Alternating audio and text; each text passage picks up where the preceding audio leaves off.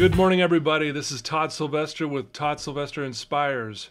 Thank you so much for joining the Beliefcast podcast. As you guys know, I call it a Beliefcast because I'm passionate about beliefs.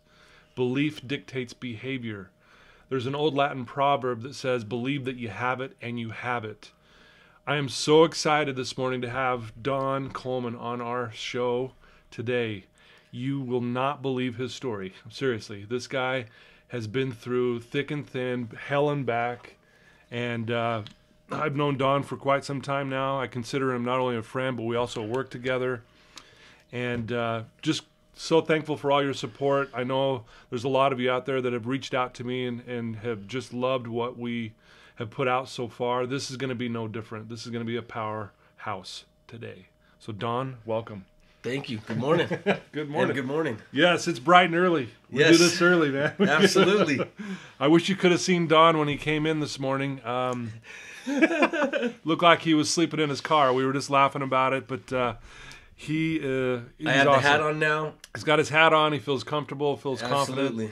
So, Don, we're going to get right into it. Perfect. I want people to get to know you.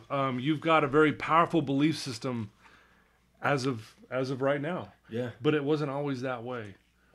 Certainly not. Not even close. But let's give our listeners just a little background on you. You know, kind of where you grew up, a little bit about your Certainly. family and that kind of thing, and Absolutely. a little bit about you. Sounds good. Yeah. All right. So I was born in Iowa, of all places, and this was back in 1982. And you know, I traveled around Scotland, North Carolina. Scotland, really? Scotland, yeah. Lived in Scotland, North Carolina. I was traveling quite a bit as for Dad's work.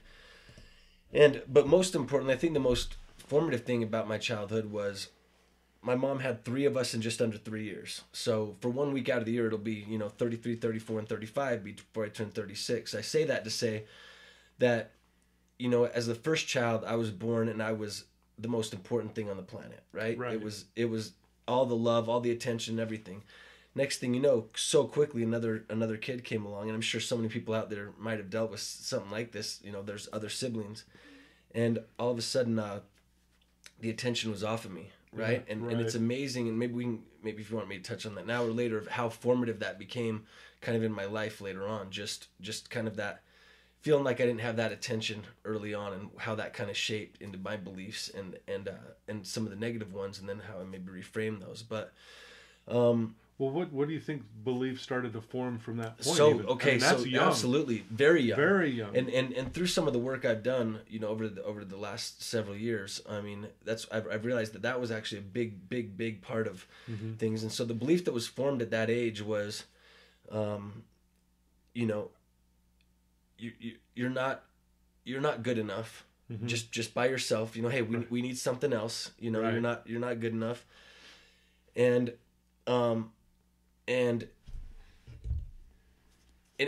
I guess a belief that formed in me was, I need external validation. I need outside attention. I need other people to tell me that I'm good enough. Right.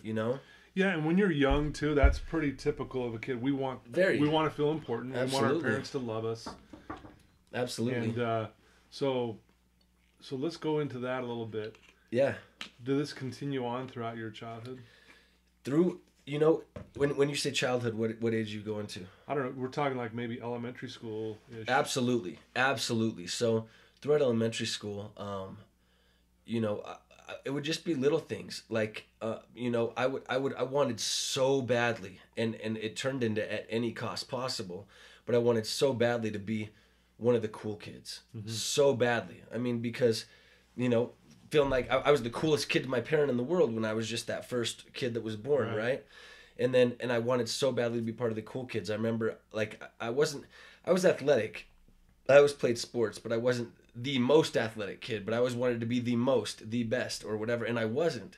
So I would, if I wasn't picked first on the teams, which I rarely was, then I felt less than. Right. I felt like I felt that I didn't have everything that it took, and I felt kind of left out. I felt rejected. Yeah. Right. Yeah. Did your parents know something was going on with that? I mean, what was your behavior like because of that? My behavior So I'd say maybe at that age I started to, well, I did act out. I would act out in school, and I would get into trouble, but it would mostly be when I'd go home. Maybe it was still maybe resentment against my little brothers. I would kind of bully my brothers, tease my brothers. I know that stuff's common, right? You have little brothers, Right, little sure. brothers fight and stuff like that. But it's just interesting the reason behind mine. I mean, this goes back to when I was literally 1.5 years old and my little brother was born. My parents have memories of me literally trying to roll over him. Like I couldn't hit him or anything. Like, I could barely just walk, and I'm just trying to roll over him to kind of crush him. Right. Which is just that attention thing. Yeah. And so I don't know if that answered your question. Yeah. No, that's good. So let's jump ahead just a little bit. Sure, absolutely. For those who don't know Don, he's battled a drug addiction for a long, long time. Not now. He's in a very good place now, obviously. But let's talk a little bit about that. Like, when did that kind of start? When did that start playing a factor in your life? When did you start kind of experimenting with drugs and Certainly. alcohol and things like that? Absolutely. So, again, it so much ties back to this because that wanting to be one of the cool kids is what really got me into substances in the first place. Mm-hmm. So, when I'm in high school, I want to say it was freshman year in high school. No, hold on. Let me take that back. It was 8th grade. Okay. Remember, it was 8th grade, and everyone hears about the kids that are smoking marijuana. Everyone hears about that. Right. Everyone hears about the kids that are drinking, that are maybe picking up cigarettes and starting to smoke cigarettes. And I just wanted to be in that mix. Again, maybe it's common, but I know where mine stemmed from. But and stemmed from the belief. I'm not blaming on the situation of having a couple other siblings. It's the belief that was manifested in myself at that time that I chose to live by. Sure. And chose to continue giving attention for 10 plus years. Yeah, more than that. And so, but it was the would seek that stuff out. Would literally seek it out, even though I didn't feel good inside about it. Like I remember walking up to this one hill where we would first smoke the marijuana, right? Mm-hmm. And I remember walking up to it and feeling like, gosh, I can't believe I'm about to do this. Or to go smoke the first cigarette. It was the same place called Green Hill in the avenues, right? Yeah. But we would go up there, and I remember I just felt so sick to my stomach, but yet I would go do it because I just wanted to be seen as that cool guy. I wanted to fit in, Yeah. Because if you would have maybe refused, or you got up to the top of that hill and you guys are Right. getting ready to smoke, and you say, well, I'm not going to do this. Right, absolutely. Now all of a sudden, well, what's your problem? Exactly. Yeah, that whole peer pressure stuff, which is real. It I know. really is real. You hear it and we kind of laugh at peer pressure. Yeah. But it is legit. It is so real. Yeah.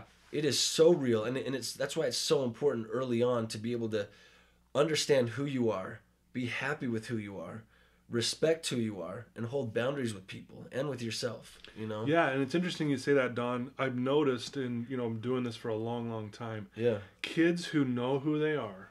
Right. Right? And that gives them that confidence to be able to stand up. Right. Right? Because when we know who we are, drugs and alcohol, that doesn't really fit. It doesn't fit Absolutely. with us, and we can say no.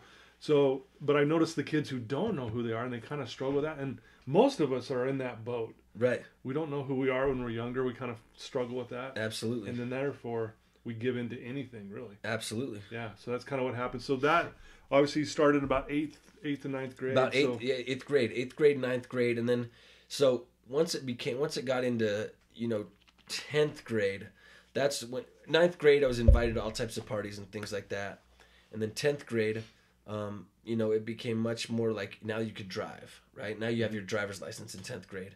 Now you can maybe be the one that goes and gets marijuana for people, and then you're kind of the guy with the marijuana. You can get a job at 16, so you have money. Right. You're doing the parties, you're doing this ridiculous stuff, and so it just kind of snowballs at that point. Right. Yeah.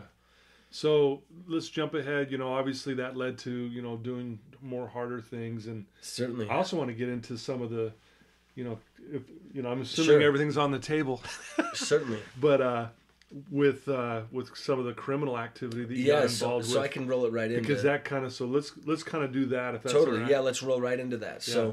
So we go from 10th grade, etc. Just trying to be the cool kid, being involved in the parties, being involved in being invited, stuff like that. Then it goes into where everyone all of a sudden in 10th grade they want to be 21. They want to be 21, right? They want to have their fake ID. And then this is going into junior year. So then junior year is, I start, I say, I hear a couple people get fake IDs, right? Maybe it's just that they have an older sibling that gives them theirs or whatever, but I'm like, oh my gosh, I need to be 21. I totally want to be 21. So I find a friend that knew how to make fake IDs or figured, he had the skills to do it. Then he figured out how to do it. And I did it. And I remember thinking I felt so cool. I felt so on top of the world. And then when I took it to people, everyone wanted one, right? They're like, oh my gosh, I want a fake ID too. See, and that's interesting because now everyone thinks Don's the guy. Exactly. So that's when the switch really happened from between sophomore and junior year, and then I switched schools. I went from one private school to a different one. And I kind of told myself I can start a whole new persona now. I kind of have this whole new chance to kind of start something new, and it was so much on the bad boy side.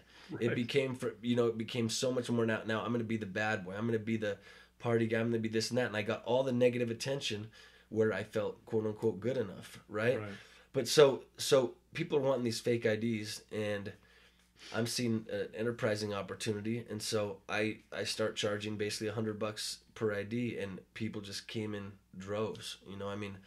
I can't even tell you, it's ridiculous. I was making a decent amount of money at 16, 17 years old, and a lot, which well, $100 a pop, that's a lot of money. Oh yeah, and when you'd have maybe 10 people coming at you at one time, that's $1,000 just right then as a kid like that, and my time, it took me about 10 hours at that point, so little less. $100 an hour wasn't bad at that age. Yeah, not bad at all.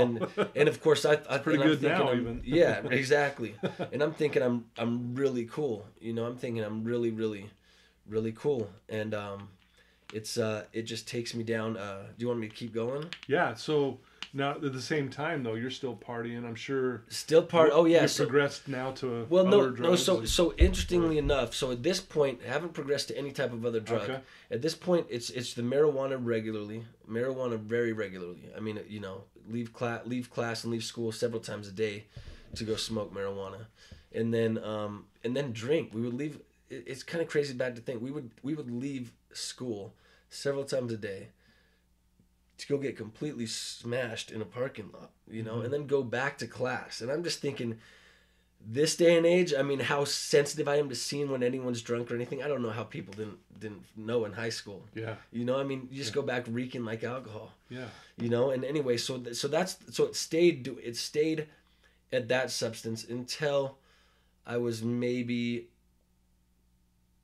19 years old. So it was a few years. It was till I was in college when the other stuff came along. Gotcha. Okay. So now you're still doing these fake IDs though. Still doing the fake IDs and still doing the fake IDs, and now I'm escalating into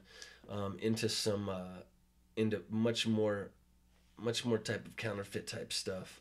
I'm being approached by people that aren't just people that want to become 21. I'm being approached by some people these older guys that are maybe wanting several IDs per person, and I'm not understanding why. But these were some bad dudes basically that had a lot of money, would pay more than I asked for, and gave. But when I say bad dudes, that was a good thing to me at that age, right? Sure. And so I'm seeing this as an opportunity to kind of even become more of that bad boy, more of kind of that bad guy that I'm wanting to be, and so I continue this business. The money keeps coming in, and at the same time, here's the thing: at the same time, you have to understand how I was doing very well on the SATs, ACTs, tested out of even having to do math in college, ended up getting into college, ended up, doing, hold on, let me make sure I'm not jumping ahead. So while I'm in college is when I'm continuing the business, continuing the fake ID business and the different counterfeit business and stuff like that. We're starting to get in some other things. And then, but most importantly, I think this is when the separation between who I really am and who I'm manifesting, who I'm projecting myself to be, is really starting to feel at odds. Right. And so now, when I was using back then, I thought it was so fun. It never felt like it was as much of an escape. Right. But I remember that this is in college, maybe 19, 20, and I had tried maybe cocaine a couple times, wasn't my thing. I was given OxyContin by a friend when I'm about 20 years old, and I remember trying that for the first time in my life. And the first time in my life, it felt like I was at peace. Mm-hmm. You know, like first time in my life might be a stretch, because going back to, I had a great childhood. I really did. It's not, I had an amazing childhood, but what I'm saying is, first time I think I felt at peace, because I could escape from that kind of duality of not living my true self. Right. You know? Yeah, we call that cognitive dissonance. Absolutely. Right? Here's who I believe I am, but this is how I'm actually living. They don't match. Absolutely. Right. And how do you tune out that? How do you tune out that if you're raised right, or not? Let's raised right is maybe subjective. If you're raised with any type of conscience, which I believe everyone is, if you're raised with any type of heart, you start knowing when you're not living you. I mean, you know at every moment. Your integrity, which is the most important thing in the world, and the definition of integrity I always use is doing the right thing when no one's looking. Yeah. You know, and I know you preach that big time, even with the clients and things like that you see is how important that is, and how important that is to your recovered life. Absolutely. Right? Absolutely. Yeah. I mean, it's the most important thing, because you always know, no matter who's looking, you always know you're just by yourself.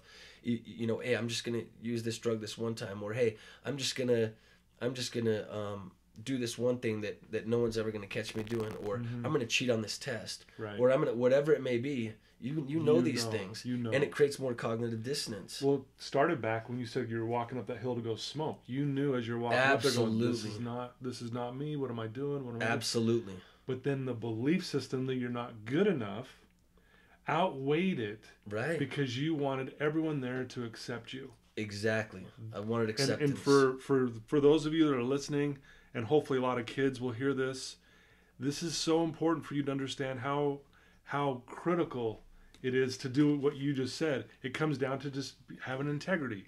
Yep. And to simplify that or that what that means is just do the right thing when no one's around. When no one's looking. Meaning when parents aren't over your shoulder. Exactly. And be able to stand up to your friends. But that's a tough thing. And ask yourself. It is. And in hindsight, what I would have told myself, what I absolutely would have told myself was, I would have defined it that simply, because you hear the word integrity, and it's, you hear it in literature, you hear it in these different things. Right. But if someone would have told me, because everyone knows what it's like to have a moment by yourself, whether you're 16 and up and you're driving a car, whether you're walking to school, everyone knows what it's like to have a moment to yourself, and just to sit and ask yourself, like, and it kind of goes to that the assignment that I talked about on the War podcast, which is, and I learned this later in life, but what are the decisions that you make that make you feel better about yourself?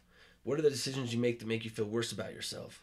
Take an inventory of those every day. But when you have a moment alone, just you're walking to school or whatever it might be, ask yourself, what is it in my life right now that I'm doing, or that I might be about to do, that no one needs to know this except for me, but that I don't really feel good about, and be honest with yourself about that, because you can't lie to yourself. Yeah. You can, but you're just going to have to go do a bunch of drugs, go to a bunch of alcohol, go to whatever it might be to just kind of totally take yourself out of it, because you cannot live in that duality, that cognitive dissonance, not living in line with your values, and everyone has values. Exactly. No, that's awesome, and I totally agree with you, and we'll talk more about that at the end, because I want you to give our listeners a challenge. Certainly. As well. Gotcha. But so let's jump ahead now. I know we could spend seriously 3 hours really on Dawn here, and I'll have you back on for sure. Absolutely. But let's jump ahead just a little bit to where, kind of, when things got to their lowest point. Let's kind of just talk about that for a second. Gotcha. For you. So, all right. So I'd say here's when things got to their lowest point. So I kind of fast forward a bit, and Todd and I know each other well. There are a lot of details, so maybe watching this back, maybe I left a couple things out. I'll try to go. I think he asked the perfect question though, because that'll kind of make me tie up a couple of those loose ends. So all this illegal stuff doesn't come without consequence, you know? So, Right. so I'm doing all these fake IDs. I'm doing all this type of stuff. It starts becoming to a situation where people are using these fake IDs for all types of different things besides drinking legally. They're using these fake IDs to go create fake accounts at stores, you know, things like that, getting credit, you know, getting Right. credit. And ultimately what happens is, and this is when I was maybe about a month into my OxyContin use, never felt a withdrawal or anything, but I ended up, make long story short, a series of things happened with a certain group of illegal activity that happened, which I've kind of generalized, and I ended up basically getting a knock on my door, pounding on my door when I'm getting ready for work one day, and I'm working at a prestigious law firm downtown. You know, at this point, I'm working at a prestigious law firm. I'm you know, in the pre-law society at my college. I'm vice president of it actually at this point. You know, totally kind of just these double lives, and I am and I just, my gut told me this is not a good knock on the door, and I'm showering, I'm getting ready, so I'm thinking again, kind of that when you're not being yourself, you also kind of come across as stupid in a way, because you're just not smart. People are in touch with themselves, but and so I'm thinking, they'll just go away, like I can just this knock is just gonna stop, you know, this is just gonna totally stop. Well, it went on for a while, then it did stop, of course, and I'm continuing to get ready and stuff, walk out basically in my slacks, my shirt and everything, and I'm getting in my car figuring like I'm good. I totally spooked whoever that was, even though they were in my house. Yeah, they're gone. I drive not even to the next house. I'm driving, I don't even pass a house, like, you know, a 100-foot long house. And this undercover car with these sirens come on, right? And whoop, whoop, pulls me over, and they get out and they look serious. It's not cops in badges, you know, these are plainclothes guys and a guy and a gal, and they don't come and ask me any questions, they just put me right in handcuffs, you know. And at this point, I'm carrying a gun. I have a gun on my ankle. I'm 21 now, so I legally have the gun, but I only add that to say that I was carrying a gun with me everywhere I went, because I started getting involved with shady people. Because you knew. Bad people. Again. Yeah, that you were doing bad things. I knew that I was doing bad things. Yes, and see, and here's another point I want to make real quick before I go to my lowest point. No, this is really important. So I really truly grew up a kid, members of the different country clubs, you know, private school, you know, family that did very well, and family that was raised. My mom is amazing, my dad is amazing, but the values they raised us with are so solid. If I would have just listened to all those, you know, things would have been so different. I would never change anything in the world with the way things have turned out. But what I'm saying is, I was raised a very good boy, Now, as I'm starting to kind of see that bad boy allure, which especially, like, depending on the music you listen to, bad boy might be a really cool thing. Depending on the kids you hang out with, you know, that might be a really cool thing. But this whole bad boy thing that I thought was cool because it made me feel more accepted. It felt like it gave me power. It felt like it gave me this good enough feeling. At first, it was an image. Right. At first, it was an image, but then it crosses a certain point where you're the bad boy, but then you're really a bad boy. Right. You're a bad person. You actually turn into that. And you can't live in this like duality, this kind of fake life for a while and have it stay fake. When you're living it, it's like you say, where attention goes, energy flows. You put that attention that way, that energy really goes that way, and next thing you know, like, that is your reality. Yeah, it becomes your reality. It becomes your reality. Yeah. So, you know, a lot of things that I would, you know, things that I would change. I would never change everything that's happened, but you know what I mean. Yeah. But going back, so that day that I'm arrested, they arrest me. They put me in the back of the car. It was not like, hey, let's ask you a couple questions and maybe you leave. It's like, no, you're going to jail. Right. You know, and so they take me to jail, and I'm dressed up, ready to go to work at the law firm, like feeling like I'm go to jail in your tie and your yeah, suit. basically I did go to jail in a tie. You know, went to jail in a tie. Actually, no, it might have just been a button up, but pinstripe slacks. You know, dress shoes, the whole thing, and also I had been doing the OxyContin for the last month, and never really stopped it. Right. So I go into jail the first time, and they ultimately let me out after about only 6 hours there. But during those 6 hours, I had no clue what my life was going to look like. And I'm starting to withdraw from the drugs. And I'm starting to realize, oh my gosh, this is real. Mm-hmm. This is real. I'm sitting here in this horrific place next to these people that I never would have put myself in the same, Right. I never would have thought I'd be cuffed next to these people on a seat. That's not who I am. Right, I'm not exactly. like these people. I'm not like these people, exactly. But sure enough, here you are. Sure enough, here I am. Yep. And they're putting a lot more attention on me than they even are these people. They're more like, no, you deserve to be here more than anyone, And so that was probably one of my lowest points. Yeah. That was probably one of my lowest points for sure. Yeah, that had to have been scary. Did you know you're only going to be in for a few hours, or did you not even know? No, I didn't know. I kind of had this false confidence built up at that age where it was I knew how to make everything on the outside, which was very dangerous for me in my use, because I was able to put on this mask that everything was all good rather than being open to help.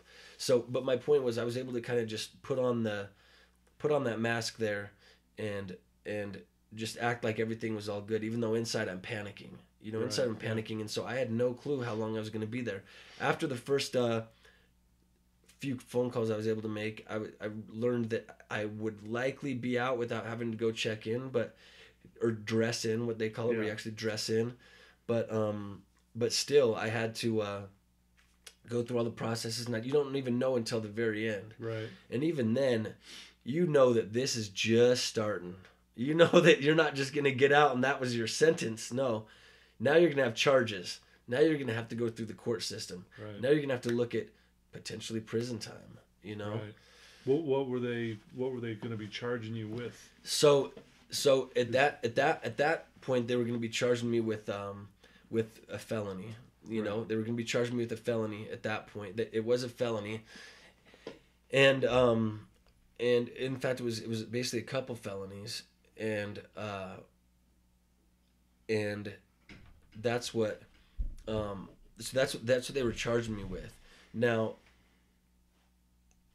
fast forward, and maybe tell me if you want me to be back, but fast forward, I ended up getting on probation out of this, and which is kind of like a sentence for. So the decision was I basically ended up having to do a weekend of jail of my choice, which is pretty lucky, and be on probation for 3 years. Pretty lucky given the charges. Right.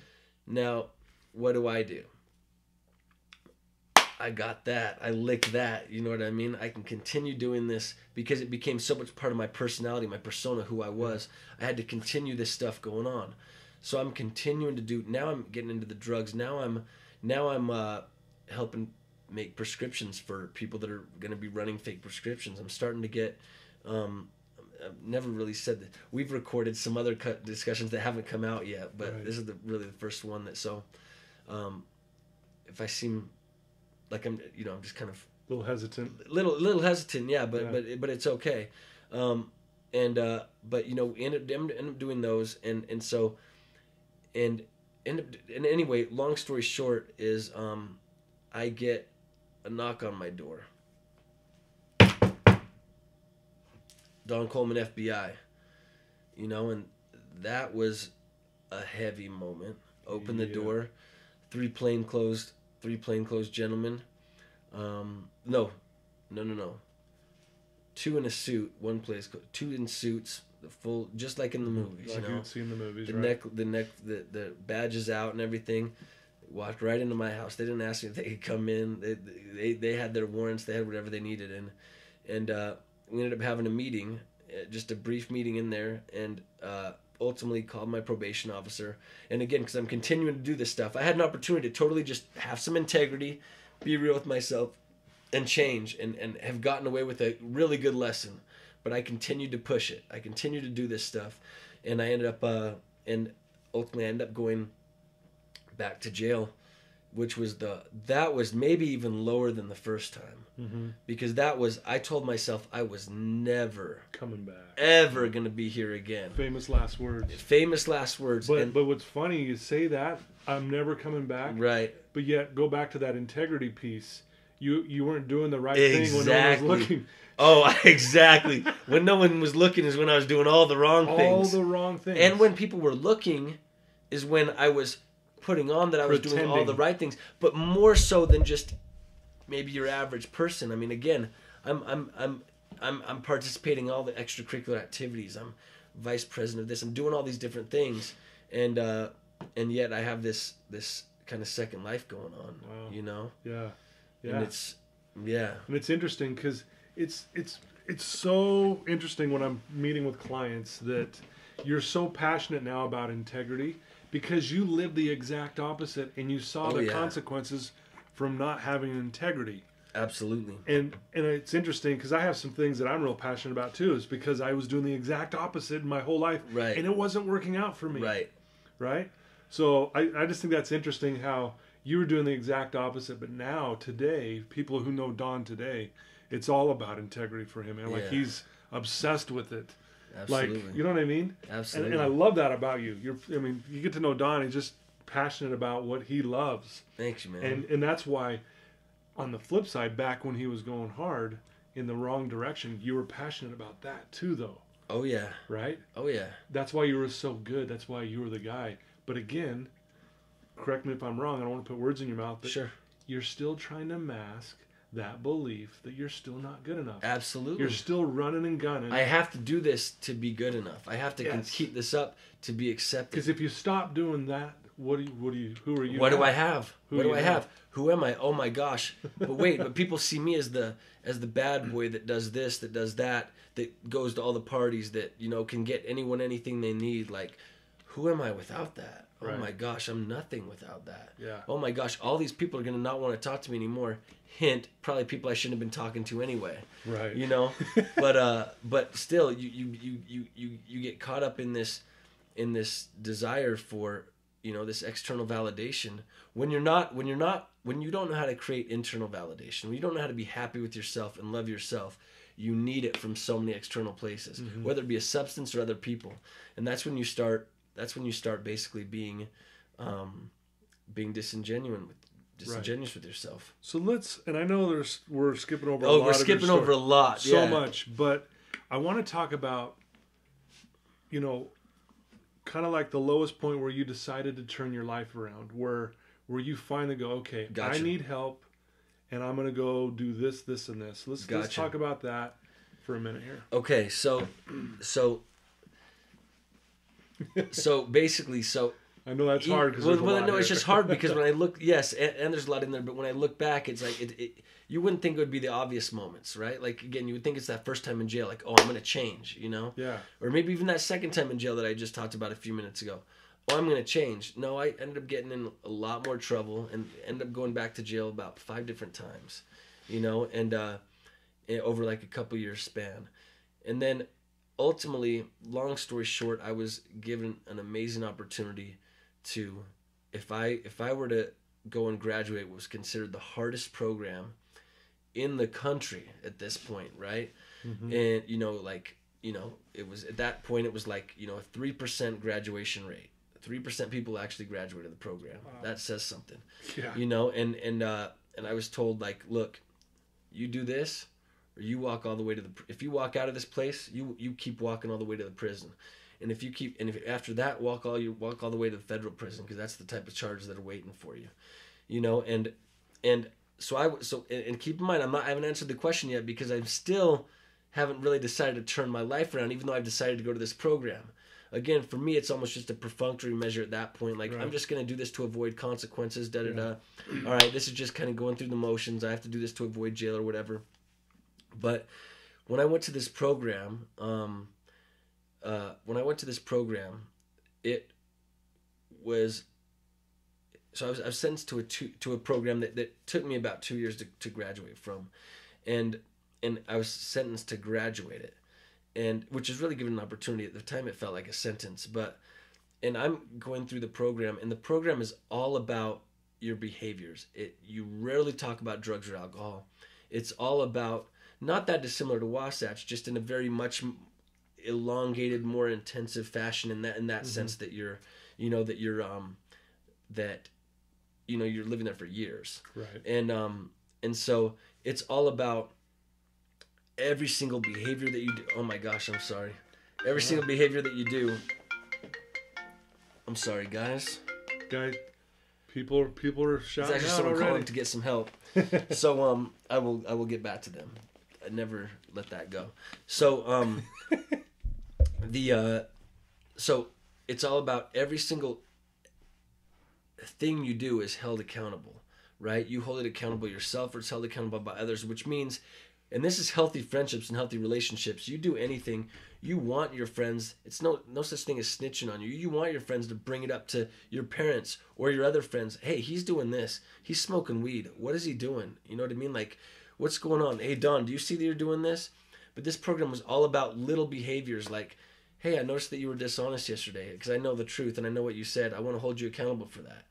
Or hey, you weren't supposed to say this word, but you said this word. I want to hold you accountable for that. It's nothing but that in a group room.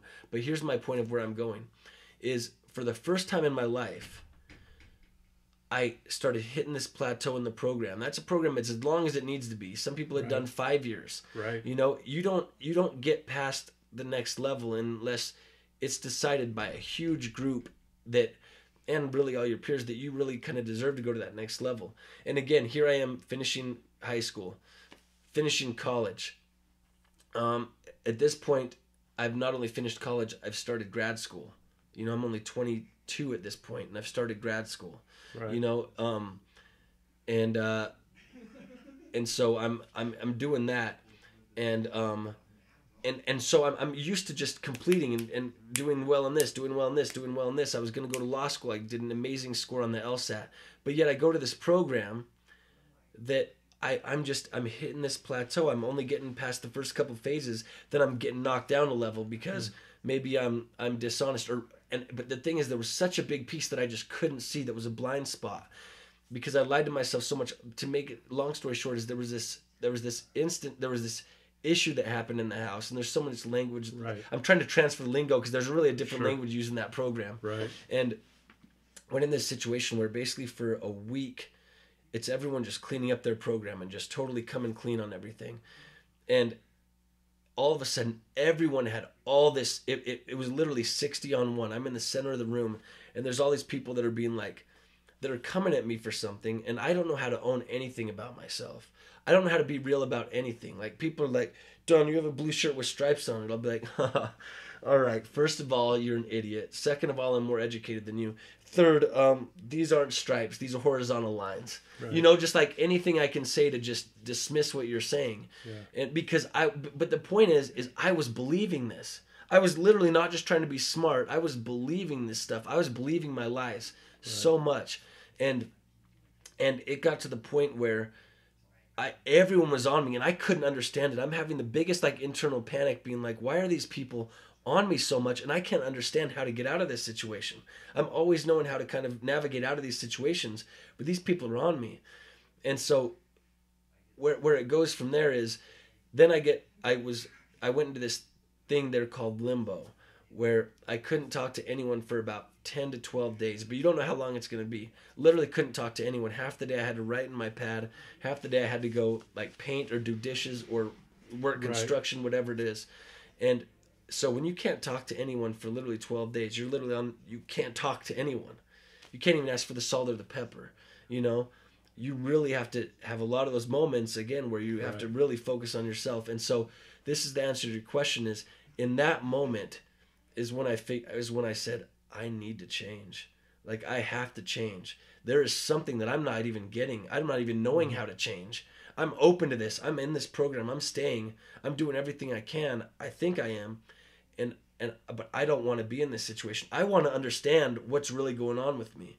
Right. And so after I kind of was able to talk to people again, someone held me accountable one more time for something. Well, it happens all the time, but this time I simply took responsibility for it. Hey, Don, you broke this rule. And my answer before then was always like, no, I didn't break that rule. I'm sorry. You're totally misunderstood. This time I answered it with, and I really didn't remember breaking the rule that they were talking about, but I answered it, and I wasn't even thinking about this, and it just kind of came naturally. I said, hey, I apologize that, that I broke that rule. It's very likely that I did. I need to have better awareness and kind of keep a better attention because for whatever reason I don't remember it, but Right. I'm going to do a better job and I'm sorry. And for the first time in 8 months that I'd been there, for the first time, it was that quick of an issue. It was that quick. It wasn't a 2-hour group on me for just not getting it. And then, but in that moment, I learned that feeling of integrity. Like, whoa, just own the flaws you have, own the faults you have. Just be able to accept them and talk about them with people and share them and do a better job. You're not horrible because you make a mistake. You don't need to be perfect. Just own it and learn from it and move on. Yeah, it's almost like when you said you finally came clean and you're being honest in that moment. Right. And then people probably still accepted you. You're probably thinking, oh my gosh, I'm still okay. Yeah, and not only that, accepted you more. Yeah. Now, again, it's not about chasing the acceptance, but when it's the right acceptance, it's totally different. Yeah. But when they started being like, yeah, you're having integrity, you're having honesty, we all fall down. We all fall down. Yeah. Those of us that can be honest about it and be open to help and get up can be trusted, can be loved. You can start to trust yourself. You can start to love yourself. Exactly. That's powerful. Absolutely. That is powerful. I know there's a lot more, and we'll definitely have you on again. But I want, if you could give any advice to, let's say, a high school, junior high kid back kind of what you were where you were at one point. What advice would you give them at this point? The advice I would give them is I would say, right now, if you listen to this, right now after this, stop. Give yourself 3 minutes of silence. And just ask yourself, is the person I'm living right now the person I really am?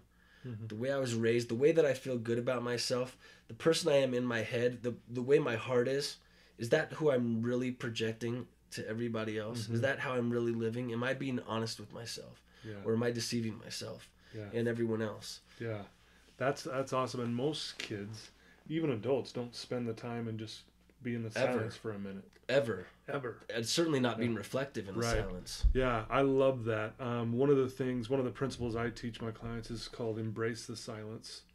Because in the silence is when suffering stops. That's when revelation happens. That's when inspiration happens. Yeah. I love that. So there's your challenge, peeps. To what Don's saying there is to spend some time in the silence and ask yourself that powerful question. And so just to expand that briefly, the best thing I would recommend, and this is something I started early 20s from that program, was I learned to not only, but every day to take maybe 5 to 10 minutes.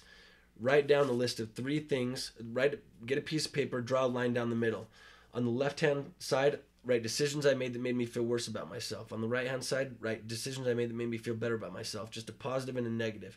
And then literally write down 3 things in each column.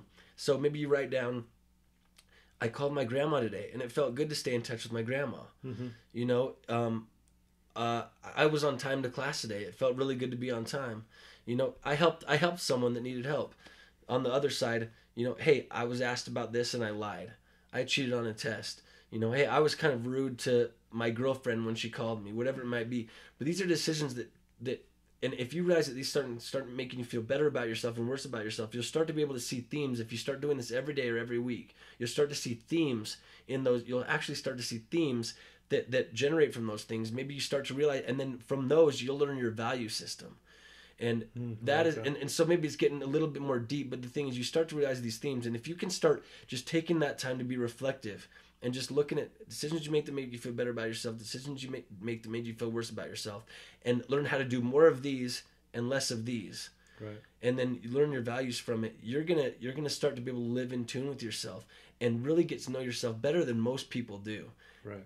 Than most people even know themselves. And that's a really cool feeling once you can start to get to that point. I love that. It goes back with what we said earlier, where attention goes, energy flows. Yes. Put your attention on the positive. Yes. Focus more on that and say, this is what I'm going to do today. I'm not going to do this today. Exactly. Even when no one's looking. Especially when no one's looking. I'm going to do the right thing when no one's around. So, well, dude, this is definitely part 1 of part 2. There'll be 2 parts of this because there's so much more I want you to share. Absolutely.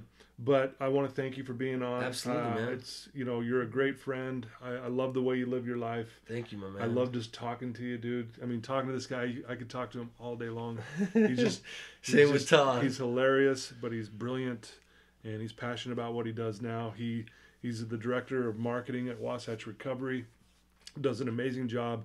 One of the things I want to point out real fast is that when you're on the phone with someone who's looking to get help in a treatment center, I just love the way you talk to them. There's no pressure, but at the same time, the passion's coming out. Thanks, man. And just, I don't know. I said talk to them the way I want to be talked to. how you don't have a 100% success rate of getting people in here, because it's just I just love the way you carry yourself. And it's proven. Man. We're always full here. Thanks, man. Because of what he does. But I'm a better person for knowing him, and so I want to thank you for being on my Beliefcast. Absolutely. It's been an honor to be here, man. You're a good man. Okay. That was my tangent. Thanks for joining us, everybody. Thank you.